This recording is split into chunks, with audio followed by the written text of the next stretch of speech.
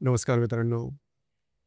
गेल्या काही महिन्यापासून म्हणा किंवा काही वर्षापासून राशीसाठी काळ जो आहे तो काही अनुकूल नाहीये. अपेक्षेप्रमाणे गोष्टी होत नाहीयेत. गोष्टीमध्ये विलंब जास्त होतोय. मेहनत तर तुम्ही 100% घेताय. तुमची संपूर्ण समर्पणाची जी भावना ही अतिशय उत्तम मानली जाते. तरीसुद्धा गोष्टी विरोधात जातायत. माणसंसुद्धा विरोधात गेल्यासारखी वाटतायत. अर्थात याआधी जवळ-जवळ 2022 पासून शनी अष्टमात होता. त्यानंतर गुरु आता तुमच्या व्ययात आलेला आहे. त्याच्यामुळे ॲट अ स्टेज ज्याला म्हणतो, रांगेत काही वर्ष तुमच्यासाठी अनुकूल नाहीयेत. गेल्या 15-20 दिवसाचा जरी विचार केला, तरीसुद्धा तुम्हाला थोडाफार त्याचा अनुभव येईलच. आरोग्याच्या संदर्भातले थोडे त्रास होते, माणसं थोडी वेगळी वागत होती. जे तुमचं करिअर आहे त्या ठिकाणचे सुद्धा तुमचे सहकर्मी किंवा वरिष्ठ यांच्यामध्ये सुद्धा छोट्या-मोठ्या कारणामुळे जे आपण क्लॅशेस वगैरे म्हणतो, ते तुम्ही बघितलेले असतील. आता नवीन महिना 2026चा 1 जानेवारी हा नेमका कशा प्रकारचा असेल? यामध्ये गोष्टी बदलतील का? महिन्यामध्ये थोड्याशा गोष्टी तुमच्या अपेक्षेप्रमाणे तरी होतील का? कारण भाग्य काय असतं आणि चांगले गोष्टी नेमक्या काय असतात याच्यावर तुमचा विश्वासच उडालेला असेल. काळजी करू नका. या महिन्यामध्ये थोड्याफार का होईना ज्या गोष्टी आहेत त्या तुमच्या फेवरमध्ये होणार आहेत. याचं कारण सुद्धा तसंच आहे. तुमच्या 6व्या स्थानामध्ये भ्रमण करणारे जे 4 महत्त्वपूर्ण ग्रह आहेत, रवी, मंगळ, बुध, शुक्र, ते आता तुमच्या सप्तमात येणार आहे. याचप्रमाणे जो शनी आहे हा तुमच्या भाग्यस्थानात भ्रमण करतोय हा सुद्धा आता मार्गस्थ झालेला आहे. अर्थात याचे जे प्रभाव परिणाम आहेत हे कशा प्रकारचे असतील? इथे एक गोष्ट नक्की आहे की तुमच्या भाग्यस्थानात भ्रमण करणारा शनी आणि व्ययात भ्रमण करणारा वक्री गुरु आणि तुमच्या अष्टमात भ्रमण करणारा राहू हे तितकेसे काही चांगले नाहीयेत.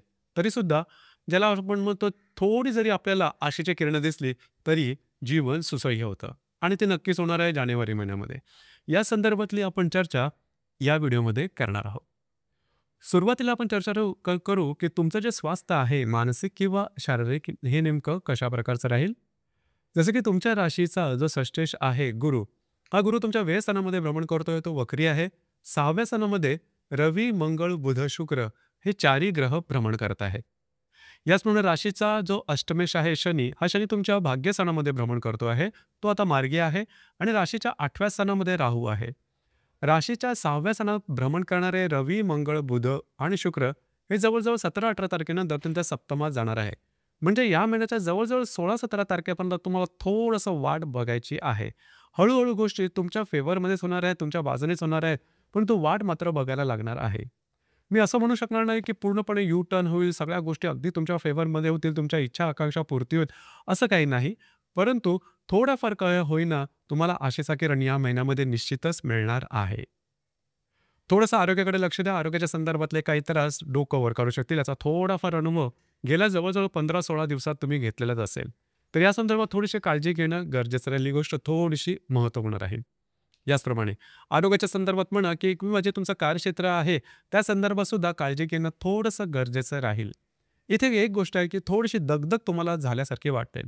फिरणं वगैरे जास्त होईल आणि ते जरी तुमचं फिरणं जास्त जरी झालं तरी अपेक्षेप्रमाणे कामं होणार, त्याच्यामुळे फ्रस्ट्रेशन, नैराश्य थोडंसं डेव्हलप होईल. तर या संदर्भात थोडीशी 15-16 तारखेपर्यंत स्वतःवरती कंट्रोल करणं गरजेचं राहील. यानंतर आपण चर्चा करू की तुमचा जो आर्थिक स्तर आहे हा नेमका कशा प्रकारचा राहील. जसे की राशीचा जो धनेश आहे रवी, हा तुमच्या 6व्या स्थानातून 7व्या स्थानामध्ये भ्रमण करणार आहे 15 तारखेला. राशीचा जो राजयोग कारग्रह आहे मंगळ, की जो तुमच्या पंचमीत सुद्धा आहे, हा मंगळ सुद्धा तुमच्या 6व्या स्थानातून 7व्या स्थानात भ्रमण करेल 16 तारखेला. राशीचा जो अष्टमेश आहे शनी, हा सुद्धा तुमच्या भाग्यस्थानामध्ये भ्रमण करतोय, मात्र तो आता मार्गस्थ झालेला आहे. आणि राशीचा जो लाभेश आहे शुक्र, हा सुद्धा तुमच्या 6व्या स्थानातून 7व्या स्थानामध्ये भ्रमण करणार आहे. एक गोष्ट नक्की धरून चाला की गेल्या काही दिवसामध्ये जे काय फायनान्शियल क्रंचेस तुम्हाला आलेले होते, आर्थिक स्तर जे काय तुमचा मंदावला होता, तो आता बऱ्याच प्रमाणात हळूहळू सुरळीत झाल्यासारखा वाटेल. परंतु इथे सुद्धा तुम्हाला 17-18 तारखेमध्ये थोडीशी वाट बघायला लागेल. मात्र त्यानंतर हळूहळू ज्या आर्थिक संदर्भातल्या ज्या गोष्टी झालेल्या होत्या त्या बऱ्याच प्रमाणात मार्गी लागतील. जर तुम्ही शेअर मार्केटमध्ये ट्रेड करत असाल तरी सुद्धा गोष्टी तुमच्या हळूहळू फेवरमध्ये होतील. परंतु इथे एक गोष्ट सर्वात महत्त्वाची आहे, ती म्हणजे रिस्क घेऊन कोणतीही गुंतवणूक करू नका. मग ती शेअर मार्केटमधली असेल किंवा अन्य ठिकाणची. या संदर्भात काळजी घ्या, कारण मोठे जे ग्रह आहे ते तुमच्या बरोबर तुमच्या सोबत नाही आहेत. या गोष्टीकडे थोडंसं लक्ष देणं गरजेचं राहील. जे विद्यार्थी वर्ग आहेत त्यांनी सुद्धा स्वतःच्या शिक्षणाकडे किंवा जे काय तुम्ही परीक्षेची तयारी करता त्या संदर्भात काळजी घेणं अत्यंत गरजेचं राहील. त्याचप्रमाणे घरातले जे किंवा ज्याला आपण फॅमिली हॅबिट्स म्हणतो त्या संदर्भात सुद्धा गेल्या साधारण 15 दिवसामध्ये तुम्ही बघितलं असेल की घरातलं जे वातावरण आहे ते थोडंसं गढूळ झालेलं आहे. घरातल्या ज्या व्यक्ती असेल त्यांच्यावर ताणतणाव थोडेसे वाढलेले आहेत, काळजी करू नका. या संपूर्ण म्हणजे या जानेवारीच्या जवळ 17-18 तारखेनंतर बऱ्याचशा गोष्टी या हळूहळू परत रुळावर येतील. इथे एक गोष्ट सांगावीशी वाटते, घरातल्या ज्या व्यक्ती आजारी आहेत किंवा कुठल्या व्याधीने ग्रस्त आहेत त्यांच्या आरोग्याकडे लक्ष देणं तुम्हाला अत्यंत गरजेचं राहील. वास्तूच्या संदर्भात सुद्धा महत्त्वपूर्ण कामं या दरम्यान हाती घेऊ नका. म्हणजे नवीन वास्तू घेणं, असलेली वास्तू विकणं, वास्तूमध्ये रेनोव्हेट करणं, अशा प्रकारची कामं या दरम्यान हाती घेऊ नका. याचप्रमाणे जर तुम्ही कोणाच्या रिलेशनशिपमध्ये असाल त्यांच्यावर सुद्धा गेल्या साधारण 15 दिवसामध्ये छोट्या मोठ्या कारणामुळे वादविवादाचे प्रसंग निर्माण झालेले असतीलच. अर्थात ते सुद्धा आता बऱ्याच प्रमाणात रुळावर येतील, काळजी करू नका. याचप्रमाणे ज्या गर्भवती महिला आहेत, त्यांनी मात्र स्वतःच्या आरोग्याकडे लक्ष देणं अत्यंत गरजेचं राहील. आरोग्याच्या संदर्भातले काही त्रास डोकंवर काढू शकतील, असंच काही छोटे मोठी जरी तुम्हाला लक्षणं दिसली लगेचच्या लगेच डॉक्टरी इलाज करणं गरजेचं राहील. तर ह्या गोष्टीकडे तुम्हाला लक्ष देणं अतिशय महत्त्वपूर्ण राहील.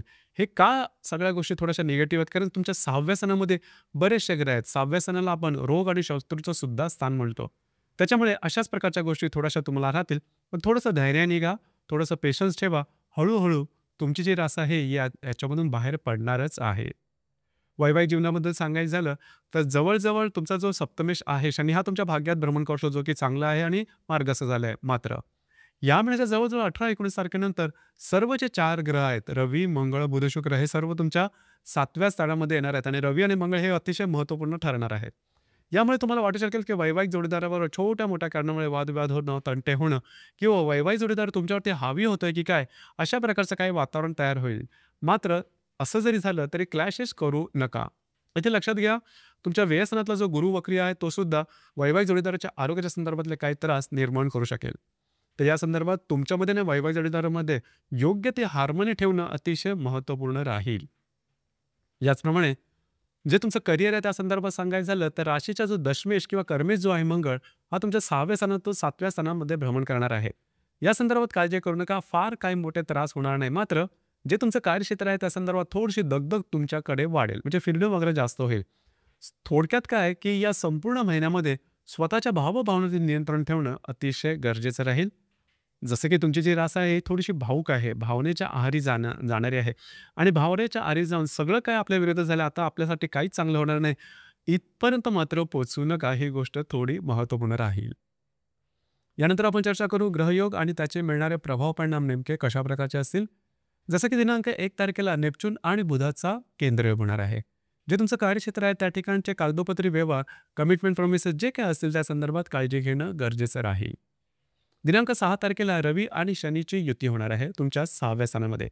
यामध्ये वैवाहिक जोडीदार किंवा तुम्ही या दोघांपैकी एकाच्या आरोग्याकडे लक्ष देणं गरजेचं, खास करून तुम्हाला स्वतःच्याच आरोग्याकडे थोडंसं लक्ष देणं गरजेचं राहील. या दरम्यान चुकीचे इन्व्हेस्टमेंट वगैरे होऊ शकेल. इन्व्हेस्टमेंटच्या संदर्भात काळजी घेणं अत्यंत गरजेचं राहील. दिनांक 8 तारखेला मंगळ आणि शुक्राची युती ही तुमच्या 6व्या स्थानात असणार आहे. आरोग्याच्या संदर्भातले त्रास या दरम्यान थोडंसं डोकं वर करू शकतील आणि घरातल्या ज्या मोठ्या व्यक्ती असतील की ज्या कुठल्या व्याधीने ग्रस्त असतील त्यांच्या आरोग्याकडे सुद्धा थोडंसं लक्ष देणं महत्त्वपूर्ण राहील. दिनांक 9 तारखेला रवी आणि मंगळाची युती होणार आहे. ही जी युती आहे ही अतिशय महत्त्वपूर्ण राहील आरोग्याच्या संदर्भात. तुमचं आरोग्य आणि जे तुमचं कार्यक्षेत्र आहे त्या संदर्भात तुम्हाला सावधान राहणं गरजेचं राहणार आहे. दिनांक 10 तारखेला गुरु आणि मंगळाचा प्रतियोग सुद्धा होणार आहे. गुरु जो की तुमच्या व्ययस्थानामध्ये भ्रमण करतोय, वक्री आहे. त्याच्याबरोबर तुमच्या 6व्या स्थानातला जो मंगळ आहे हा प्रतियोग करणार आहे. तर या संदर्भात थोडीशी काळजी घ्या. जे तुमचं कार्यक्षेत्र असेल त्या संदर्भातले महत्त्वपूर्ण निर्णय या दरम्यान घेऊ नका. याचप्रमाणे ज्या ठिकाणी तुम्ही काम करता त्या ठिकाणी जे गुप्त शत्रू ज्याला आपण म्हणतो त्यांच्यापासून सुद्धा थोडंसं सावध राहणं गरजेचं राहील. दिनांक 15 तारखेला शुक्र आणि हर्षलचा त्रिकोण योग होणार आहे. शुक्र जो की तुमच्या 7व्या स्थानामध्ये भ्रमण करतो त्याच्याबरोबर लाभस्थानातला जो हर्षल आहे हा त्रिकोण योग करणार आहे. वैवाहिक जोडीदाराचे नातेसंबंध अतिशय सुमधुर या दरम्यान दिसून येतील. दिनांक 18 तारखेला बुध आणि मंगळाची युती ही तुमच्या 7व्या स्थानात होणार आहे. तर जे तुमचे वैवाहिक जोडीदार असतील त्यांच्याबरोबर छोट्या मोठ्या कारणामुळे वादविवादाचे प्रसंग वगैरे निर्माण होऊ शकतील. या संदर्भात काळजी घ्या. दिनांक 19 आणि 20 या 2 तारखेच्या दरम्यान बुध आणि मंगळाचा हर्षल बरोबर त्रिकोण योग होणार आहे. हा त्रिकोण योग अतिशय उत्तम असणार आहे, खास करून जे तुमचं कार्यक्षेत्र आहे त्या संदर्भात. आणि जर का तुम्ही कोणता बिझनेस वगैरे करत असाल त्या संदर्भात तुम्हाला चुणूकदार संकल्पना सुचतील किंवा आर्थिक चांगले उत्तम लाभ सुद्धा मिळू शकतील. तर या संदर्भात 19 आणि 20 तारीख ही खूप चांगली राहील. या दरम्यान तुमचा मूड, कॉन्फिडन्स आणि एनर्जी अतिशय चांगल्या प्रकारची दिसून येईल. या महिन्यातली जी पौर्णिमा आहे ती 3 तारखेला आहे आणि जी अमावास्या आहे ही 18 तारखेला आहे. तुमची जी रास आहे कर्क आणि राशीचा स्वामी चंद्र, की जो पौर्णिमा, अमावास्या दोन्ही वेळेला जास्त प्रमाणात इफेक्ट करतो. तुम्ही हे सुद्धा अनुभवलेलं असेल, की हे पौर्णिमा आणि अमावास्येच्या दरम्यान थोडंसं तुमच्या भावभावनांमध्ये जास्त प्रमाणात चढ-उतार दिसतात. तुमचे मूड स्विंग जास्त होतात आणि ह्यामुळेच पौर्णिमा आणि अमावास्येच्या दरम्यान कुठल्याही प्रकारचे महत्त्वपूर्ण निर्णय घेऊ नका. कमिटमेंट प्रॉमिसेसपासून लांब राहा. वादविवादात तर अजिबात जाऊ नका. तर मित्रांनो, हे होतं कर्क राशीचं जानेवारी 2026 करताचं संपूर्ण राशीफळ. धन्यवाद.